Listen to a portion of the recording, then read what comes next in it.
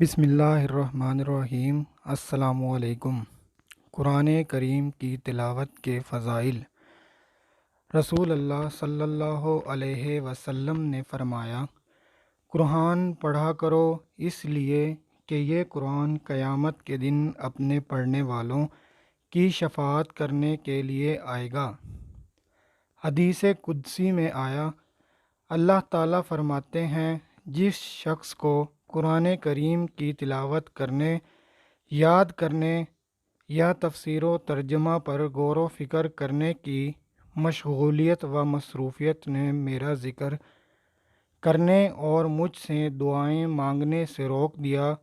ذکر کرنے اور دعا مانگنے کی فرصت نہ ملی، تو میں اس شخص کو اس سے بڑھ کر دیتا ہوں جو میں دعاؤں اور حاجتیں مانگنے والوں کو دیتا ہوں،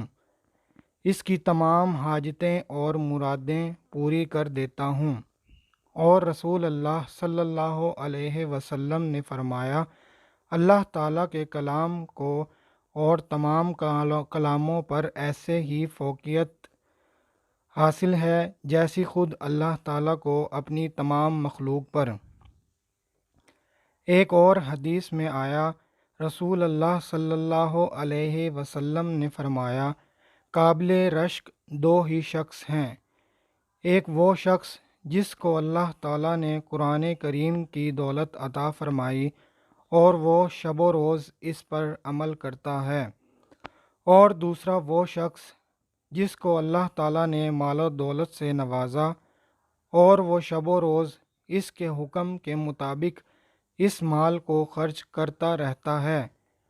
ایک اور حدیث میں آیا ہے، قیامت کے دن قرآن شریف پڑھنے والے سے کہا جائے گا،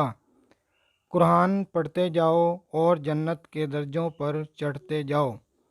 اور ایسے ہی ٹھہر ٹھہر کر پڑھو جیسے تم نے دنیا میں ٹھہر ٹھہر کر قرآن پڑھا کرتے تھے، تمہارا وہی مقام اور درجہ ہوگا جہاں تم آخری آیت پڑھو گے۔ ایک اور حدیث میں آیا ہے، جو شخص قرآن پڑھتا ہے اور وہ اس میں خوب ماہر ہے، خوب رواں پڑھتا ہے، وہ تو قیامت کے دن نیکیاں لکھنے والے معزز اور نیکوکار فرشتوں کے ساتھ ہوگا، اور جو شخص اٹک اٹک کر پڑھتا ہے اور اس طرح پڑھنے میں کافی مشقت برداشت کرتا ہے، اس کو دوہرا ثواب ملتا ہے، ایک قرآن پڑھنے کا، دوسرا مشقت اٹھانے کا۔ جیسے کہ پہلے ذکر ہوا ہے کہ ہر مسلمان پر لازم ہے کہ وہ روزانہ کچھ نہ کچھ قرآن کریم کی تلاوت کیا کرے، اس سے قرآن کریم سے تعلق بھی رہتا ہے اور گھر میں اور کاموں میں برکت بھی حاصل ہوتی ہے۔ ویڈیو پسند آئے تو ویڈیو کو لائک کرنا اور چینل کو سبسکرائب کرنا مت بھولیے گا۔